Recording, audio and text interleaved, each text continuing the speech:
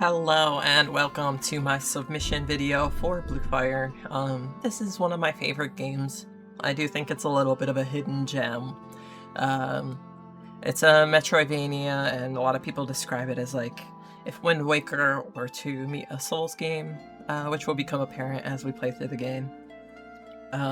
With that said, we're gonna get right into it. Time would begin when I select my difficulty. So in 3, 2, 1, go. And we're gonna do a skip right away. We're gonna skip the opening cutscene, something you're not usually able to do, and also something you wouldn't usually do because the leaderboards go by in-game time, but for a marathon, obviously we want to skip a minute-long cutscene if we can. So we spawn in. This game has a lot of really cool movement, very dash heavy. One thing to note is if we slash while we're dashing, we will fall to the ground quicker, which will in turn allow us to reset our dash.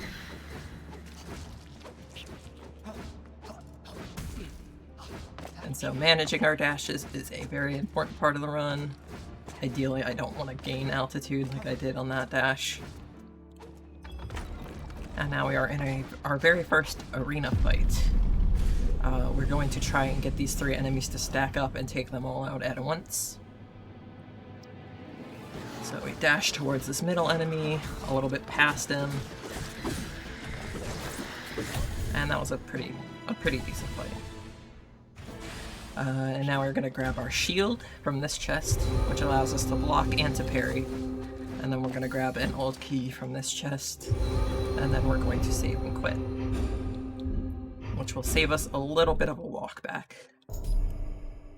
You'll notice I named the file trans right instead of trans rights. Unfortunately, that is the character limit.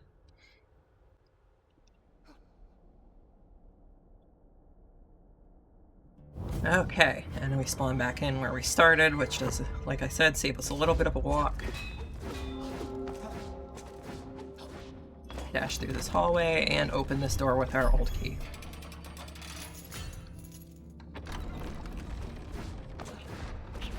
And we are going to make our way to our first and only void of the run.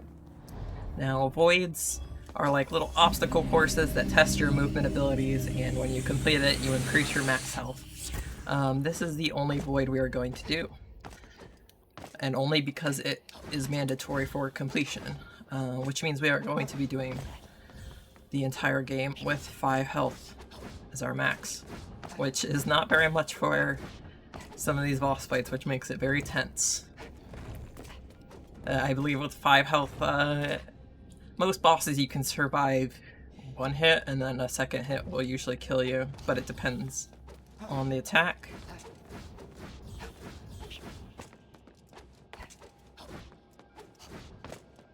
And so that was very clean movement. We got the first cycle and everything, and we have completed our first void. And now we are going to be looking to grab our first movement ability. This is a major sequence break. This is not supposed to be your first movement ability of the run, but we are going to grab our double dash. And we're going to do so by jumping on top of this statue right here. And then we're going to try and land on that windowsill. And then we're going to do a little coyote jump to get on this door and accidentally fall off.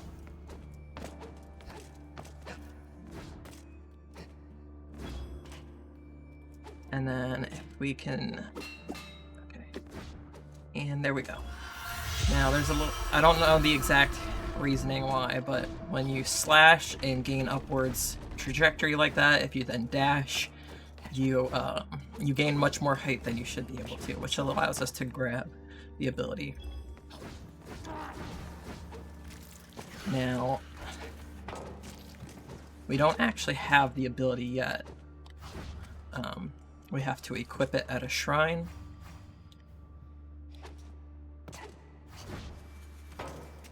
And we're going to try our little backup here.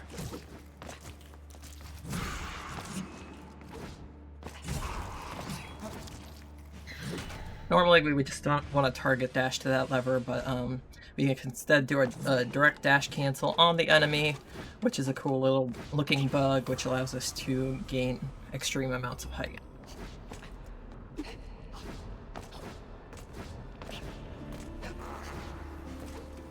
And that'll be a theme with the game, dashing towards things that are above your height has some very strange interactions, even though some of it is intended, some of it is not.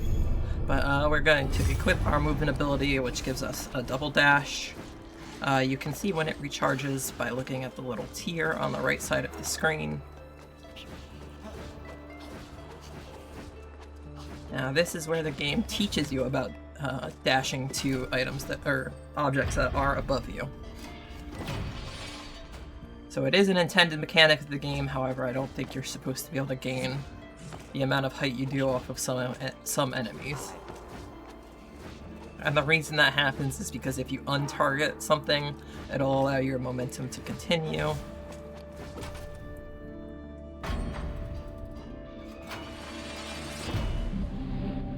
Okay, and now we have opened the gate to the next area of the game.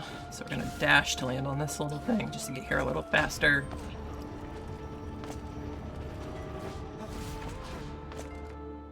Skip this cutscene. And now we are in the arcane tunnels.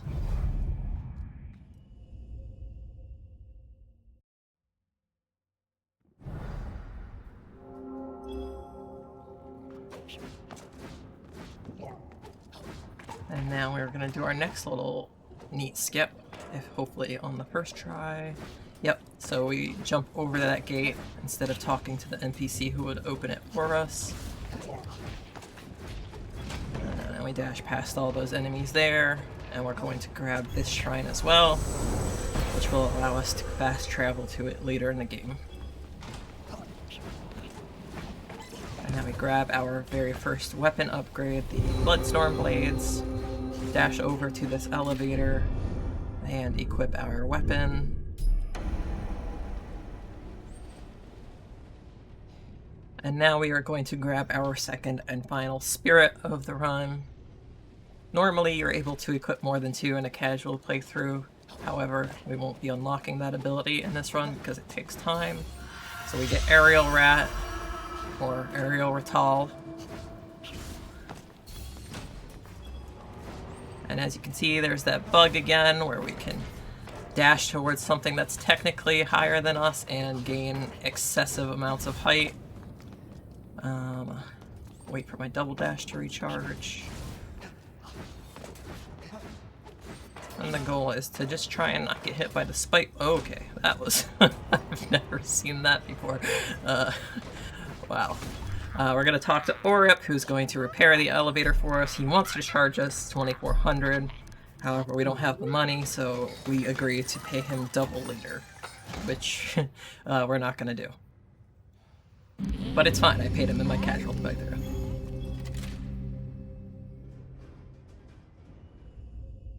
And with that, we progress to the next area of the game, where we are once again going to sequence break and grab a ability we are not supposed to have yet. So dash onto these pipes, and then we're gonna fall down, dash here, hit this lever to open up the gate. Try to avoid these little green guys who do explode. And we're going to double dash onto this pipe, which we normally would not be able to do yet. And if we're lucky, the little green guy over here is in range, but looks like he is going to be mean today, so we're going to do the backup. And do it from this side.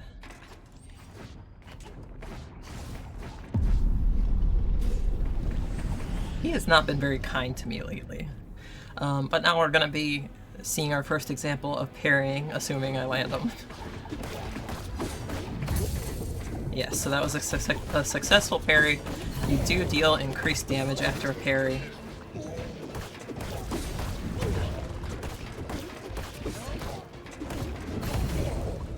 Unfortunately, I missed both parries there, so this kill is going to take a little longer. But it's fine.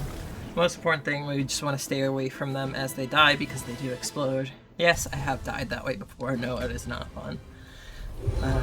But now we have our Whirlwind Hook, which is not only a movement ability but also a combat ability. So it will serve as sort of an extra jump, but it also is very useful in combat because it does a ton of damage, and there's also a little glitch we can abuse with it, which allows us to quick climb ladders, just like this.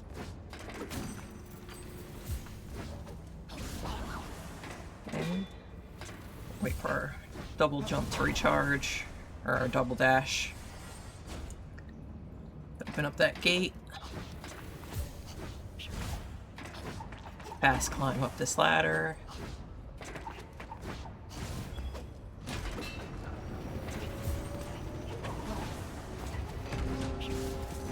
And now we are in the area with the first dungeon of the game.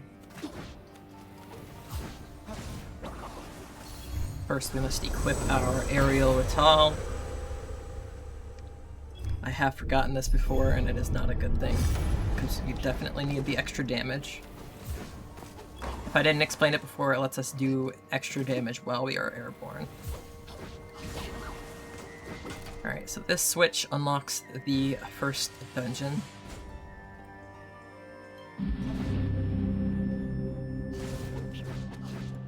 Now, this dungeon has mechanics very similar to if you've ever played a Zelda game, like the Water Temple, where we would adjust the water levels. However, it's not nearly as bad. Because we have the double dash, we can skip a lot of those mechanics. And instead of lowering it by 1 level, we're gonna lower it by 2 levels immediately. And not have to interact with the water ever again. Don't you wish the Water Temple was that easy? Alright, so we get our old key, and we're going to fast climb up this ladder. Now this is the room where we would have lowered it by 1 level, but now we don't have to. We're going to slash this lever to open up the exit behind us. And we're going to grab our next movement ability, which is intended to be the first one you unlock. But for us, it's our third. So we have this arena fight. If we do it just right, we can get them all in a single spin slash, however. It's pretty difficult. They don't always want to behave. Yeah, just like that. So.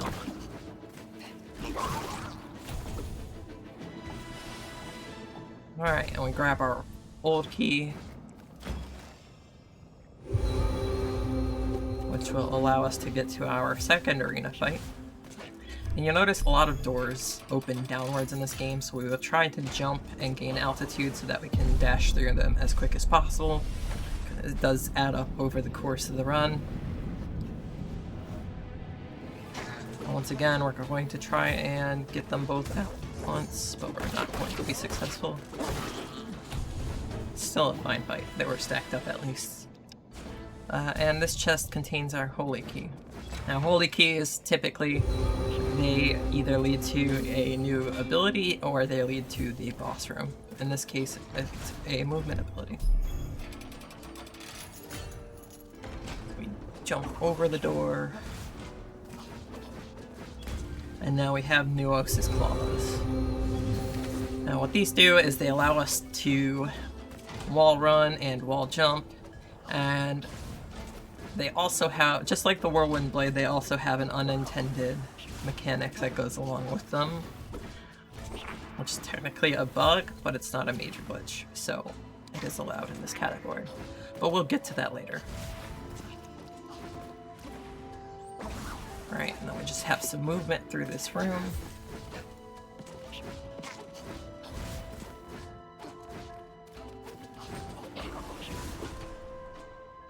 This is a timed lever. Normally it would be a very tense run around the room. However, because of the weird mechanics with dashing to enemies above you, we can just do this.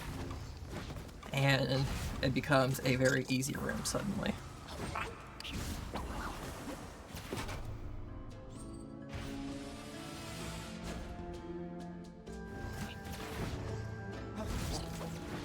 And Now we are going to grab another old key.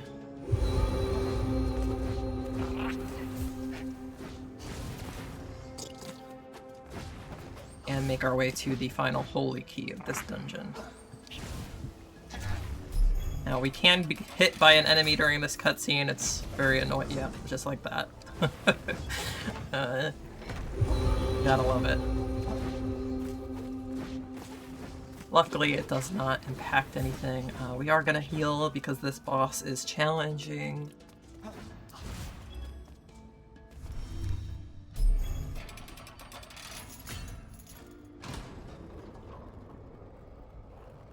And like I said, we will be doing all boss fights with only 5 health. So this is Gruh, and you're gonna see that this is a very complicated fight, and it's over. So, we do skip that boss fight. You don't actually need to kill Gruh. The clipping on that gate it just does not exist. A side effect of skipping his fight is that his health bar will stay there until we do our next save and quit. So get very familiar with Guardian Gruh because his name is going to be there for a while.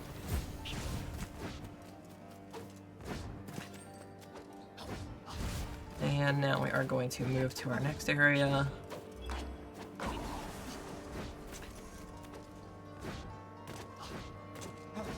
We're going to talk to good old Bremer, who's going to give us a key. And then we're gonna leave, and we're gonna try to open this door, try and get above it.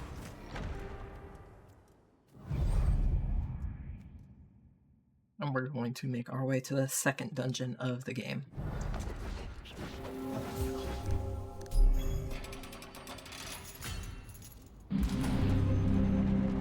Now we want to avoid these enemies here because they will freeze you into a block of ice, and then you will most likely fall into the water.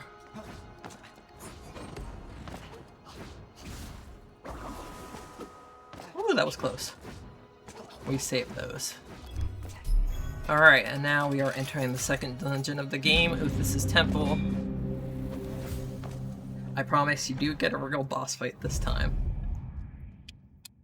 Now, I mentioned earlier that the claws that we got in the first dungeon have an unintended consequence, and we call that moon jumping, which is using our ability to cling to the walls and then gaining height that way, which is not intended. So this is moon jumping. Definitely not intended, and it's done by inputting multiple buttons at once. We do allow for that in this game, as long as the inputs happen simultaneously. Which is why you'll sometimes see messages about controller or keyboard being connected, because we do bind keyboard and controller inputs to a single button. And that's just to make the moon jumping easier to do.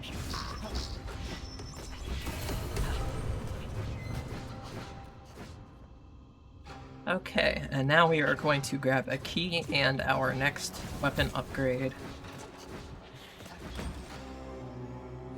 So grab the old key, and then we're gonna do some moon jumps, and grab the Peacekeepers, and equip them. And then we're going to do some more moon jumps. And dash into this next arena. I probably should heal up for this.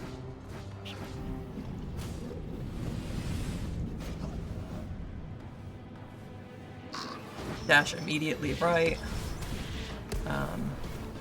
First we want to deal with these airborne enemies, because the ground enemies will naturally group up. Not an ideal fight, but still pretty good. And now we grab our key. Our holy key. And this will let us grab our next movement ability, which oddly is not as impactful as the other ones. This is the double jump.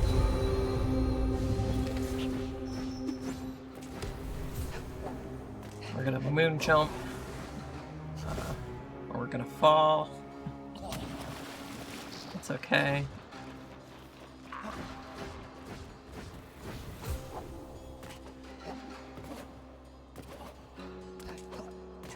We're gonna moon jump again.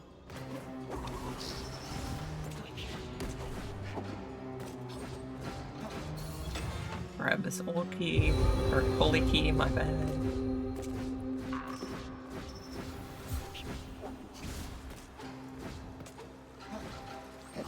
And because we have our double dash, we can get across this very easily. And grab this old key. And now we can go to the second boss. Now, if we're lucky, we can one cycle his first phase, but it is kind of RNG dependent.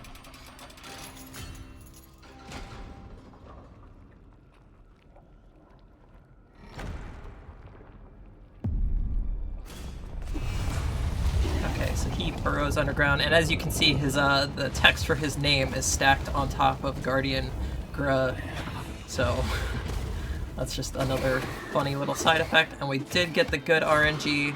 We one cycled his first phase, so now he's gonna spawn 3 little guys. And we just have to clear them out.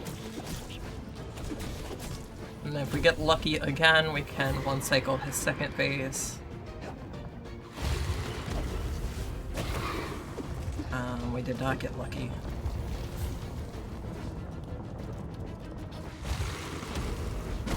Okay, and that's the second boss. Not too bad. That was a really good fight. As long as I get the one cycle on the first phase, I will not complain.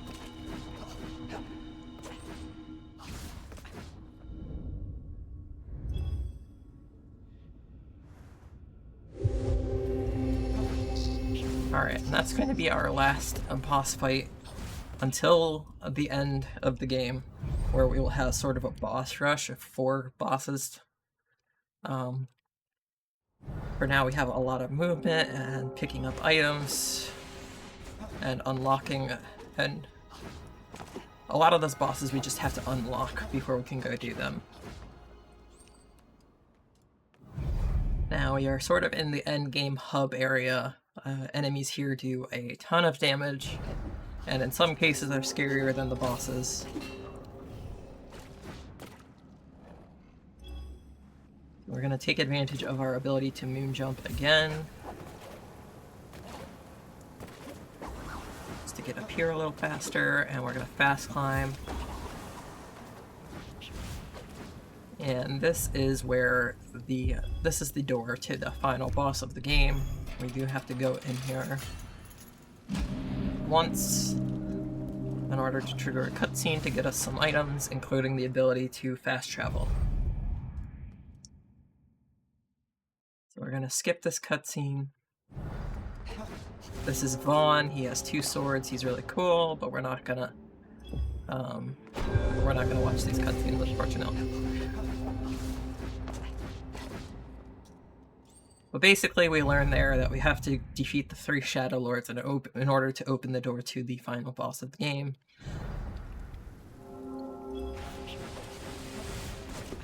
And so that will be our next task.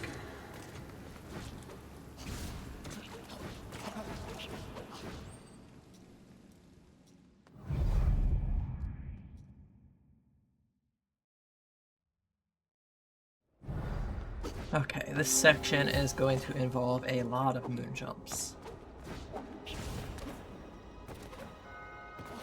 I'm going to pick up this rose because it's important for a weapon upgrade later in the game. Do some moon jumping. Now these moon jumps have to be very precise because we need to be able to have enough stamina to do 4 of them, which unfortunately we messed up right there. There is a backup if I fail it too many times in a row.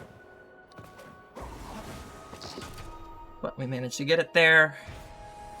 Now we just have one more sequence where we need 4 moon jumps.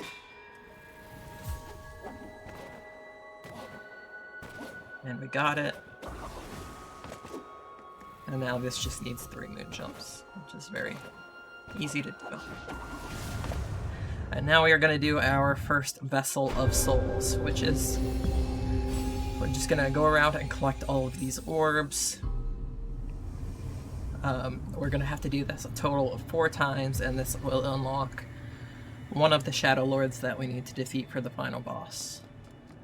We make our way over here to the Soul Tower. The moon jumps. And essentially we're just going to make our way kind of in a circle around this map, collecting all of these orbs.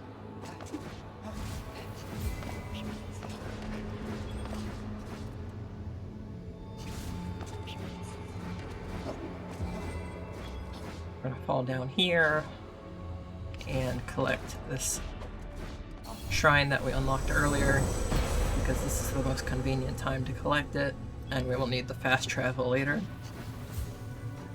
Dash, jump, okay.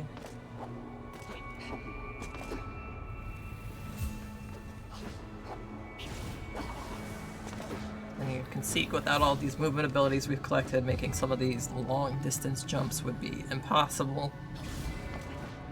I go inside the tower, grab this orb.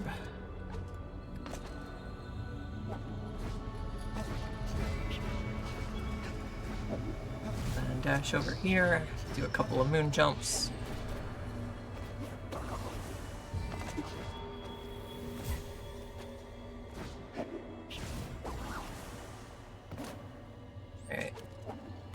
Sometimes you can reach that orb without landing, but it's very difficult to pull off, I found.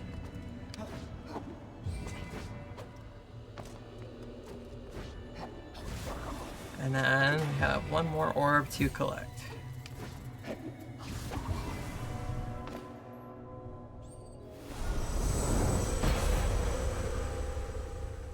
And that's the first Vessel of Souls completed. And now we're going to drop down.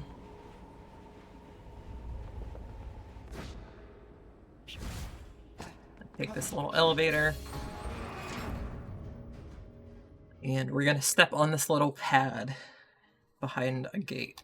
There are 4 of these pads that we need to step on to unlock one of the other Shadow Lords that we want to fight. And you can only access these from various points in the game. As you can see, this lights up one of the torches. And we'll have... so we have 3 more Vessels of Souls to do, and also 3 more of these little pads to step on.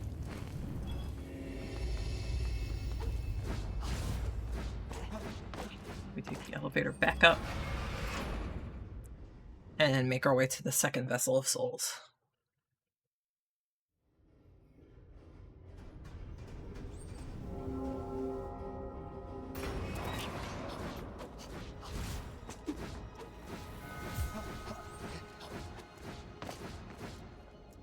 One unfortunate effect of the Whirlwind Hook is any kind of cutscene will get rid of your charge, unfortunately, because it is an ability you have to charge up. Now we are starting our second Vessel of Souls. And I think the movement on these is pretty fun once you've memorized where everything is. We're gonna go this way. We're going to grab this shrine, since we will need it for safety reasons. Technically, you don't need to grab it. However, for a marathon setting, we definitely want that for backup. We're going to do a fast climb up this ladder.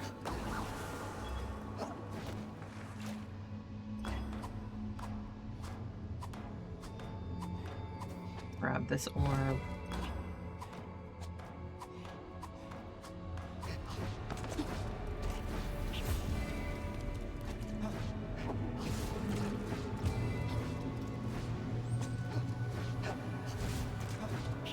Make our way across here.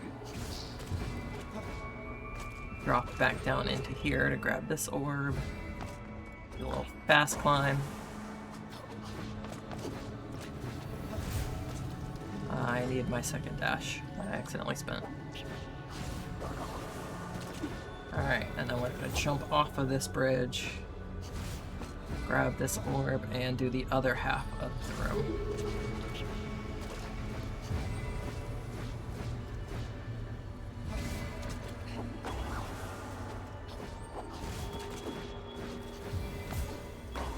We get lots of fast climbs through this section.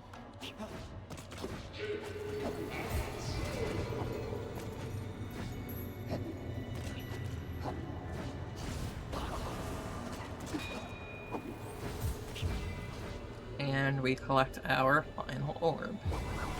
For this vessel, at least. And now we are at 2 out of 4 on our vessels. Now it's time to leave this area and go to the next area of the game.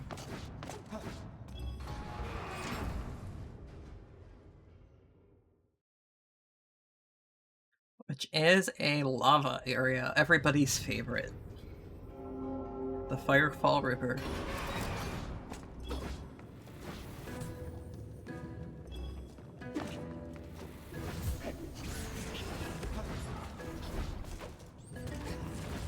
Now, just a lot of movement.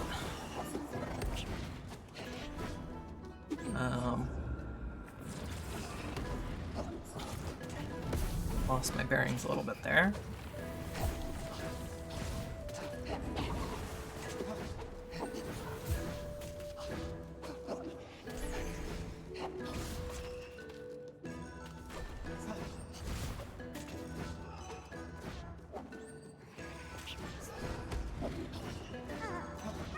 Now you're gonna see these lava worms in a minute, and they are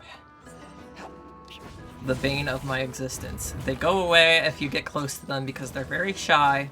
However, they are the greatest snipers that have ever existed. And unfortunately, I did not land on that platform.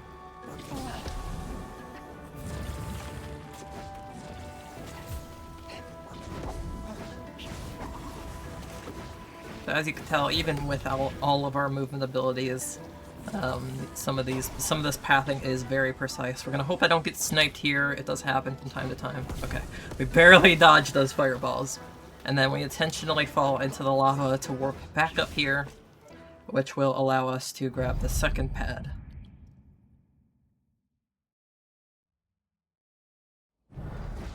As you can see, we are on one of the other pads now, which means we have 2 more to go.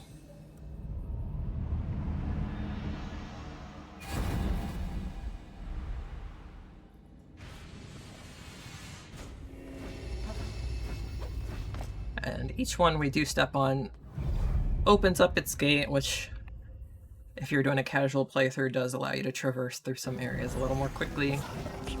But now that we've done that, we are going to make our way to the third Vessel of Souls. As you can see, this portion of the game is just going around doing everything you need to do to unlock access to the Shadow Lords, because they are what we need to access the final boss.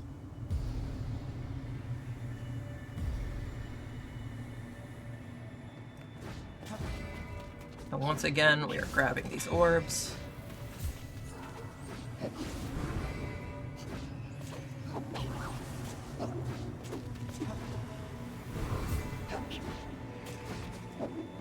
Some very fun movement.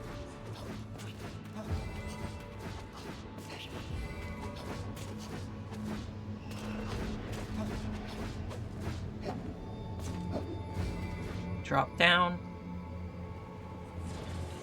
Hope we don't get sniped. Which we did not, thankfully.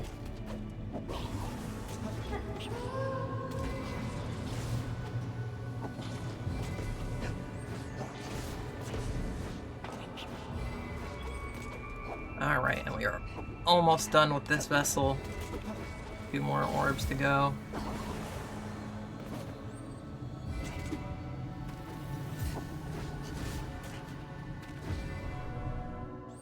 And that's the third Vessel of Souls.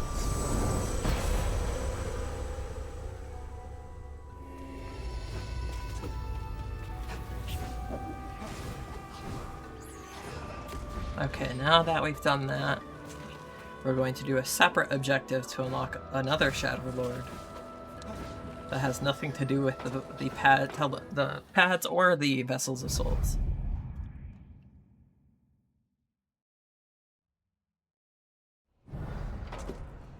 Okay, so I'm gonna do this.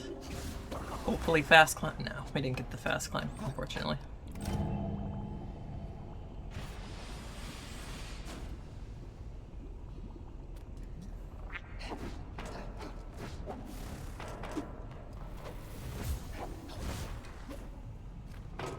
I'm gonna do some moon jumps.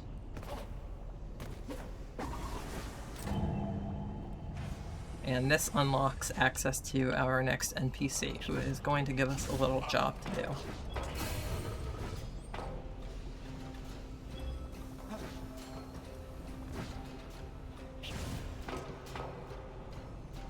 Now we say hi to Mira. And she needs our help fixing these boilers so that we can take that elevator and access the town above. We're gonna grab this shrine for save and quit reasons. And then we are going to go find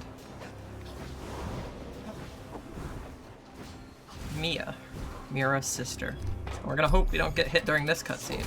Oh, jeez. Okay.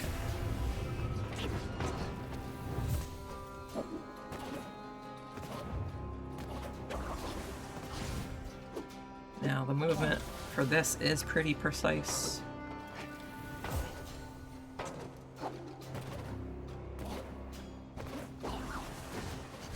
Okay. That's the hard part. We're just gonna land on all of these windowsills. We're gonna jump down and land on this platform. We could land directly on this one, however, if we mess up, then we would be warped back to the very beginning, which is obviously not something you want to do.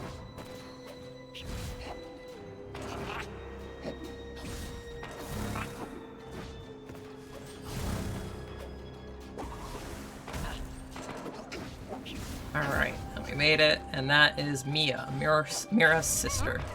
And she's gonna give us a new weapon that will not see any combat.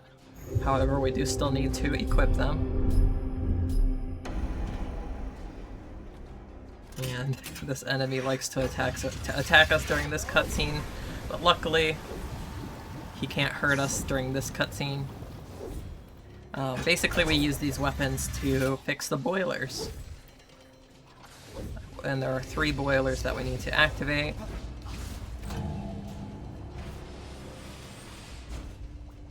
In order to activate the elevator to the town. The next boiler is just here inside this room. Unfortunately, we cannot skip the cutscenes for activating each boiler.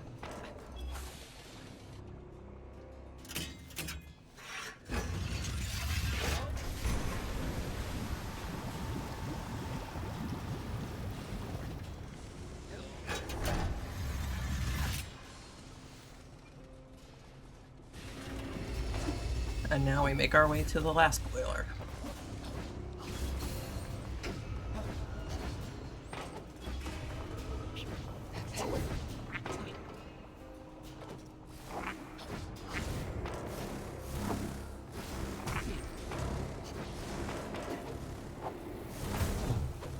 Okay, they are not being nice to me.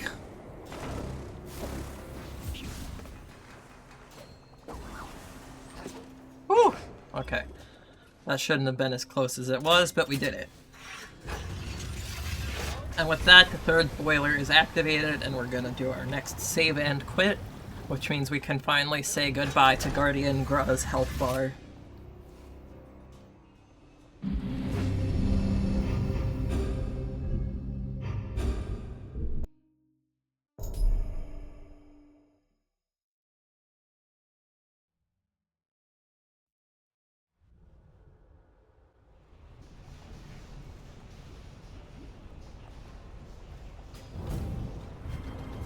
And now we're gonna have a little cutscene with Mira, and we're gonna take the elevator up to the town.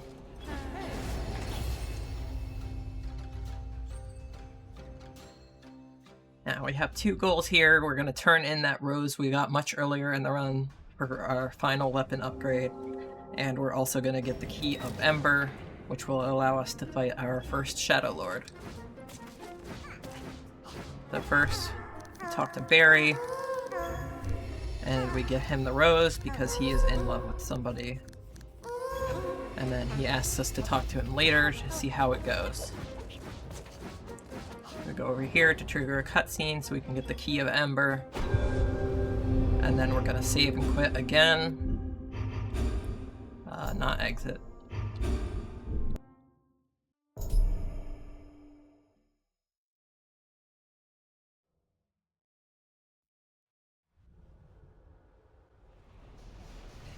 And then we just have to take the elevator once more. And this is a neat little shortcut between these pipes if you dash through. You can almost fall into the lava like I just did. And now we're gonna go talk to Barry and see how his proposition went.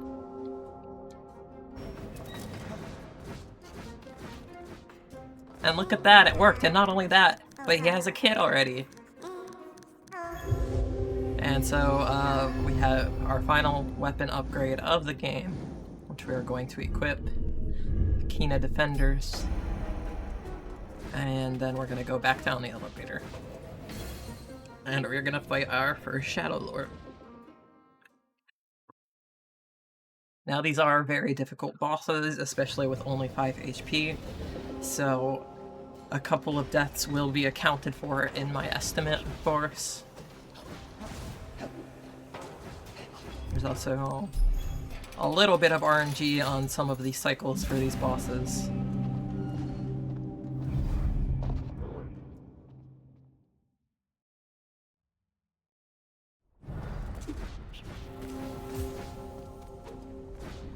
So you see, to get to the boss, we have to use all of our movement abilities. And here is our first Shadow Lord, Sirion. He is not vulnerable right now, so we just have to dodge his first set of attacks. And, okay. I was not meant to fall in the lava there. We did get a couple hits in at least.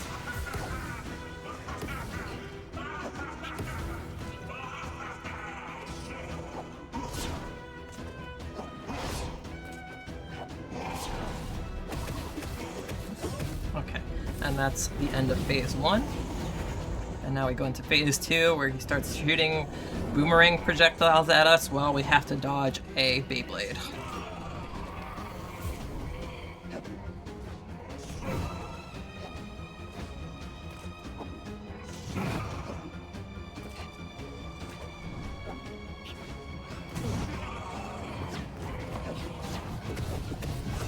Unfortunately, he hit us right at the phase transition.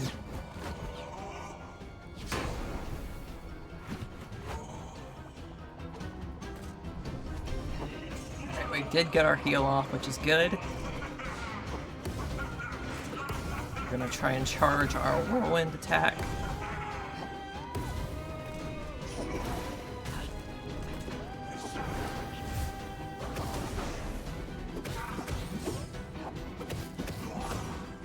Did not get the one cycle, unfortunately.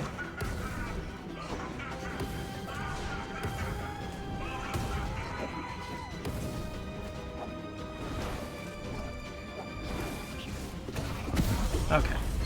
And that's first try. It was not the ideal fight, but it was still a very good fight. And we are on a very good pace right now.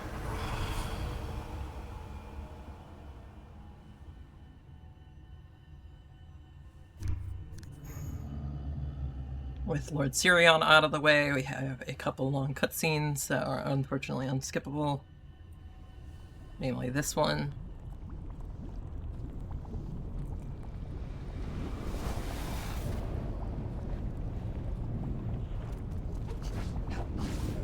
And then another unskippable cutscene where we watch one of the sigils on the final boss's door get activated.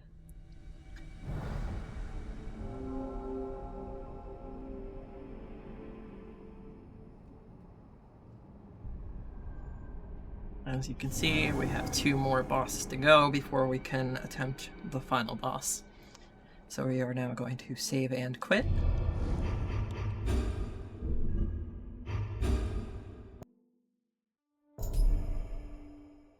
And then we are going to do some cleanup. We're going to finish our last Vessel of Souls, which will allow us to fight the second Shadow Lord.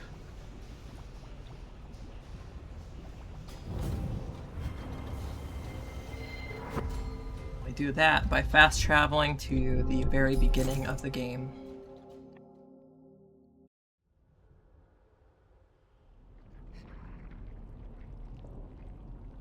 So a nice little trip through memory lane. This is where we started our journey.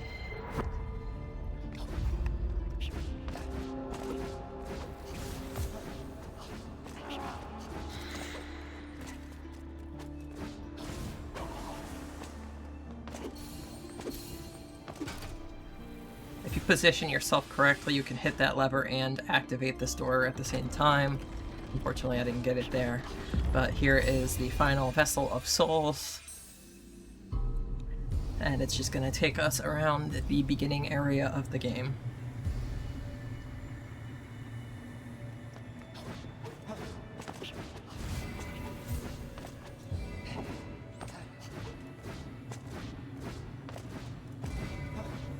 Which is much easier to traverse now that we have all of our movement abilities.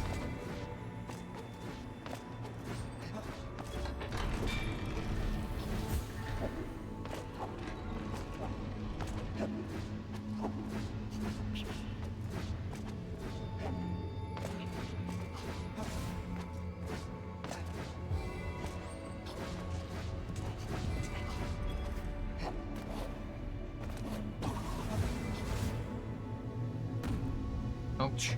Yes, you can take fall damage in this game. Usually I dash to avoid it, but... And this is the very beginning room where we spawned.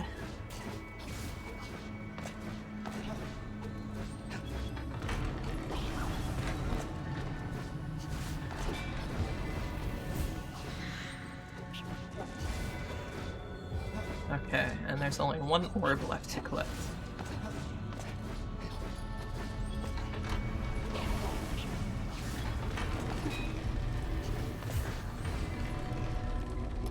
And that's it for the Vessels of Souls. We're gonna do another save and quit.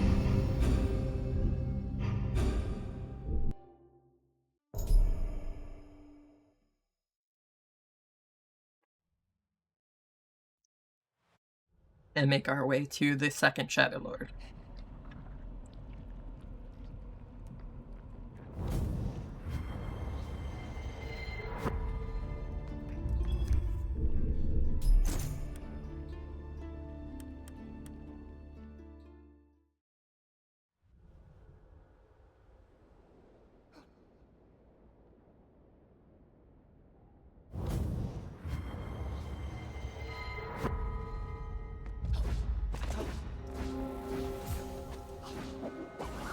This is a Shadow Lord that is pretty easy to die to, so it will be accounted for in estimates.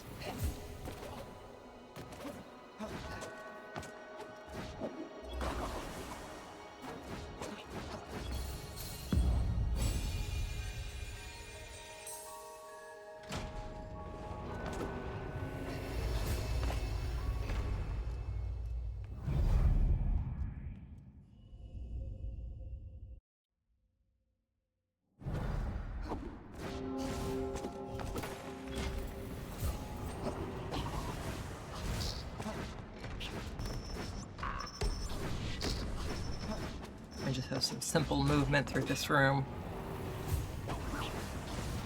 And that is the door to our next Shadow Lord. And this is Lady Bera. Probably one of the tougher ones. Well, definitely one of the tougher ones.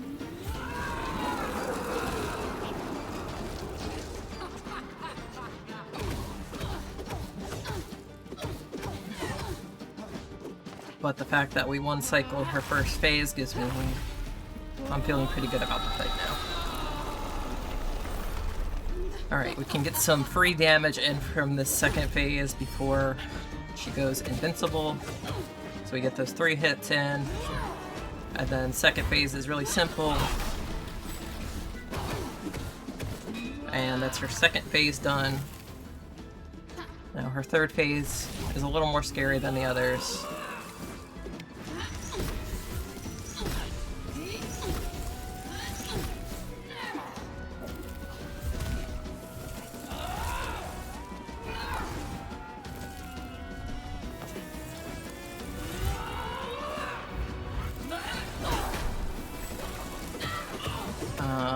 Unfortunately, I missed the spin attack, so we might... Okay, we still got the kill. Perfect!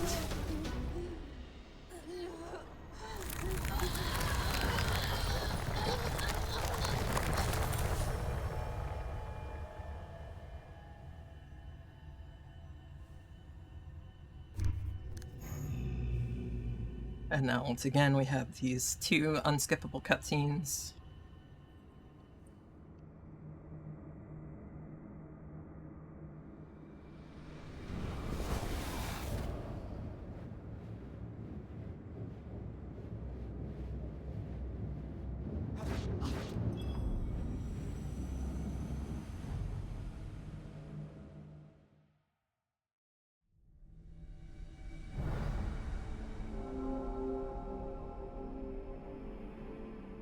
The next Shadow Lord is the easiest of the 3.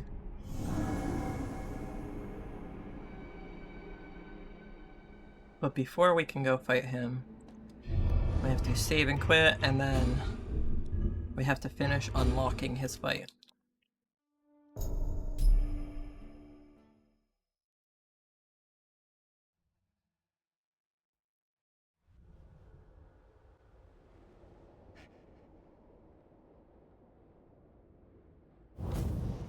So we are going to make our way back to the arcane tunnels.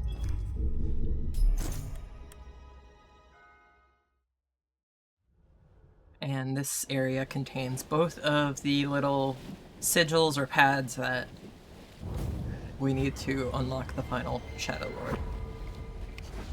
The first one is really simple, it's just through this doorway.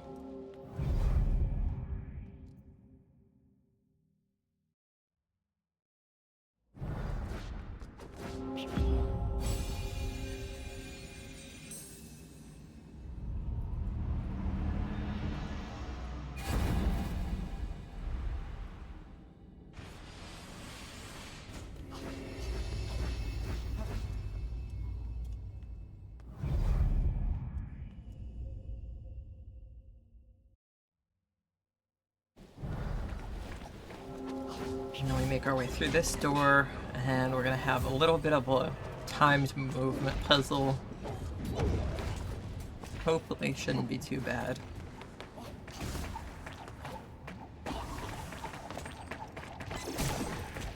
Just gonna kill both of these for safety, because they can mess things up.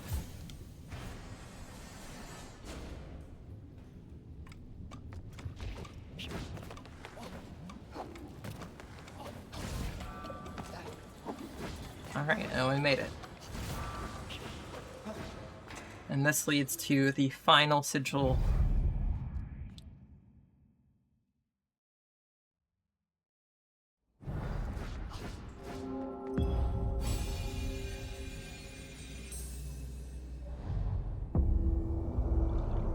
And we have successfully lit all 4 of the beacons. Or torches.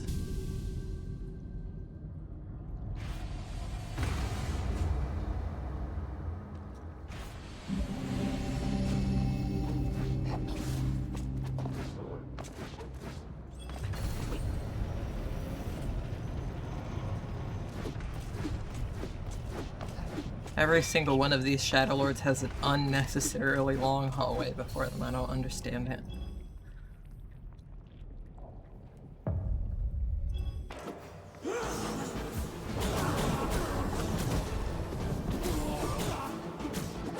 So as you can see, we kind of just stick to the top of his head for the first phase.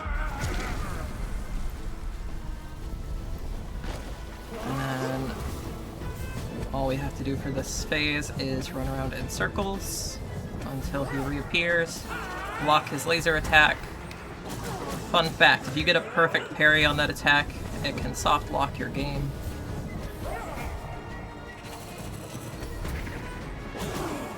And that's the second phase over with.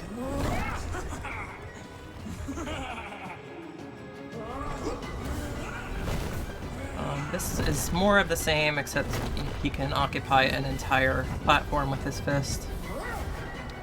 And then when he reappears, he does not shoot his laser at you, and that's the third Shadow Lord.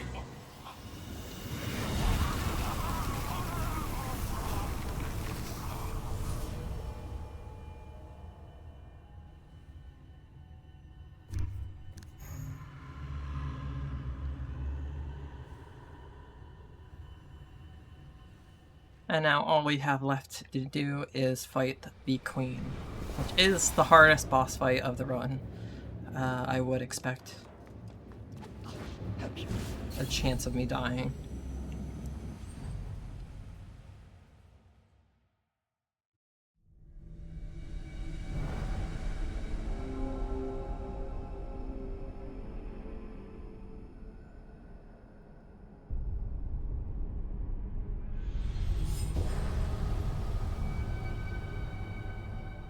This time we do not have to save and quit, and luckily the nice thing about completing these Shadow Lords is that whenever you do, it teleports you to this door, which goes directly to the Queen.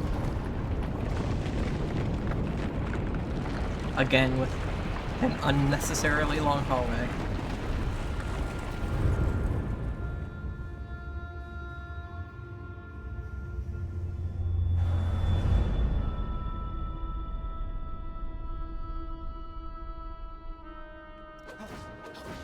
Now we just have to do a whole bunch of dashing in this long hallway and go to another long hallway.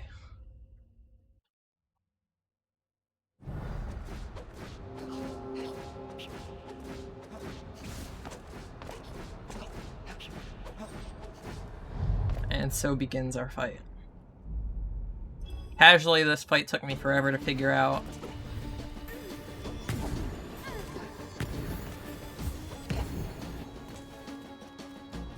So if you let this bubble touch you, she does not have a vulnerable phase at all. And so I couldn't figure out how you were supposed to kill her.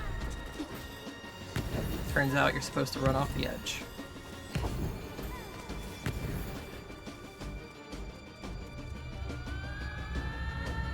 I believe you can also parry it, however that's exceptionally difficult.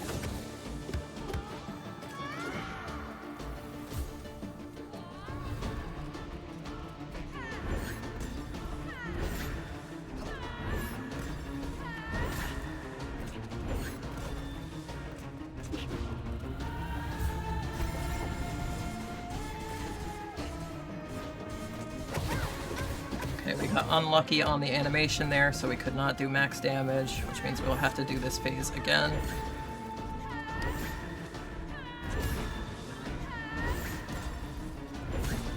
And like I said, deaths on this fight are expected.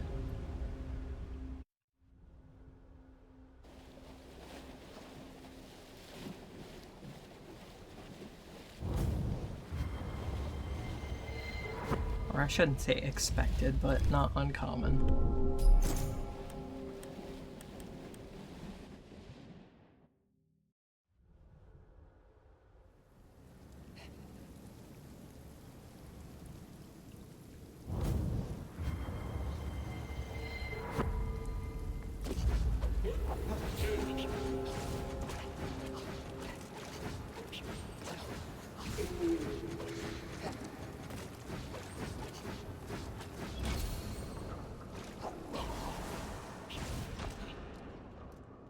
And we do have a bit of a run back to the boss.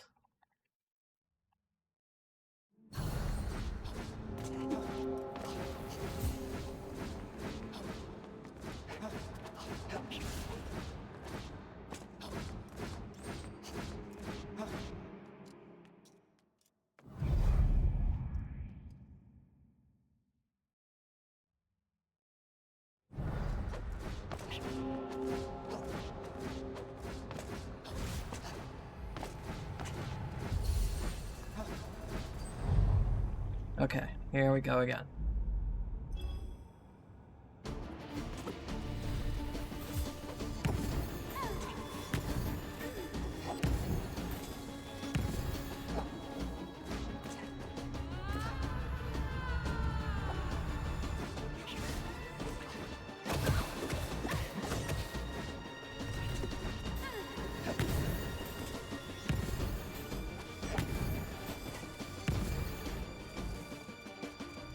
Pretty good RNG. She didn't do many attacks on that cycle. And now we're right back into phase 2.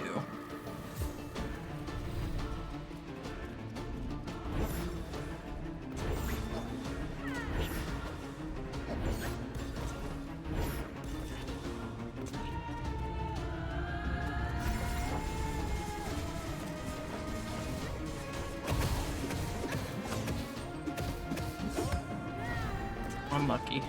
Oh wait, no, we just barely got her one cycle. And now we enter phase 3. There is an audio cue. She's gonna spawn clones of herself, and the real one will have these wings that you see flare out behind her. If we go to the wrong one, we will get attacked. Looks like it's right next to us, which is very lucky.